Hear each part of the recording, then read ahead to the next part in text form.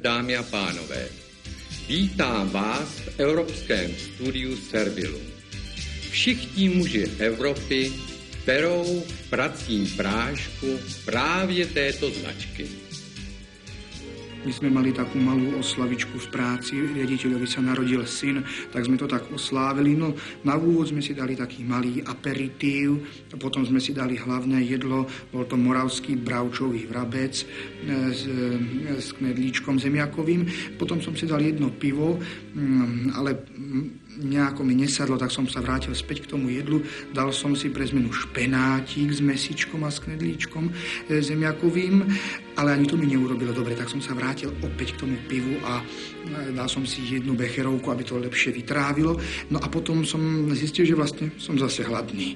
No tak som si dal ďalšie jedlo, tentokrát to bolo lečo s klobáskou výbornou a potom som si dal šľahačku a potom som si dal mrkvičkový šalátik. Ale neurobilo mi to dajako zrovna dobre. Vrátil som sa opäť zase k tomu pivu a dal som si jedno alebo dve piva, potom som skúsil opäť becherovku kvôli esencii, nakoniec som sa vrátil zase k pivu, zase k becherovke, k pivu, k becherovke, no nakoniec som sa tak ožral, až som sa poblil.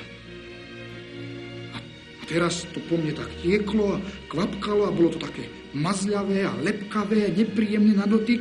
Smrdel som a som bol zúfalý, čo budem robiť. A naraz mi priateľka vedľa poradí, skús Servil. A ja som ho vyskúšala naozaj. Bol som čistúčky ako zo škatulky, voňal som ako kvetinka. Vrátil som sa domov a nikto nič nepoznal. Servil, evropská jednička.